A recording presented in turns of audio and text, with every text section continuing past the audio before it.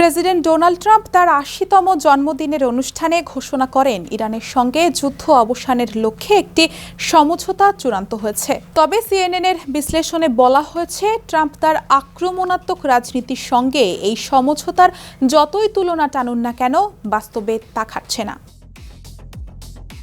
এই সমঝোতা অনুযায়ী আপাতত ৬০ দিনের জন্য যুদ্ধ বন্ধ থাকবে। হরমুজ প্রণালীতে ইরান তাদের অবরোধ তুলে নেবে এবং মার্কিন নৌবাহিনীও অবরোধ প্রত্যাহার করবে।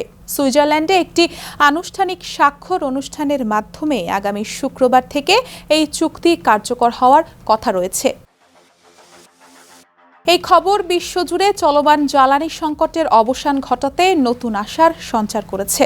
তবে এই যুদ্ধের ফলে সৃষ্ট অর্থনৈতিক মন্দায় ইতোমধ্যেই পিষ্ট সাধারণ মানুষ।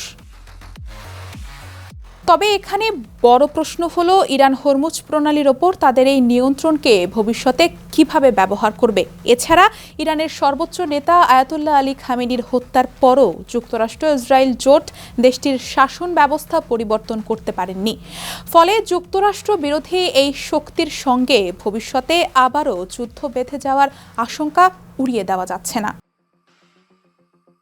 যুক্তরাষ্ট্রের রাজনৈতিক বিশ্লেষক করিম সাজাদপুর সিএনএনকে বলেন, এটি মূলত যুক্তরাষ্ট্র ও ইরানের মধ্যকার একটি সামরিক যুদ্ধবিরতি। এর মাধ্যমে আমরা আবারও একটি শীতল যুদ্ধের যুগে প্রবেশ করছি। তবে মূল সংকটের কোনো সমাধান হয়নি।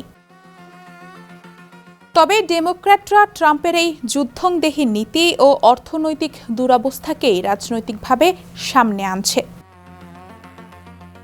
ইতিহাস ট্রাম্পের এই পদক্ষেপকে কিভাবে মূল্যায়ন করবে তা নির্ভর করছে আগামী সপ্তাহের আলোচনার উপর। ইরান সত্যি তাদের পারমাণবিক উচ্চাকাঙ্ক্ষা ত্যাগ করে কিনা, সেটি হবে ট্রাম্পের এই চুক্তির আসল পরীক্ষা।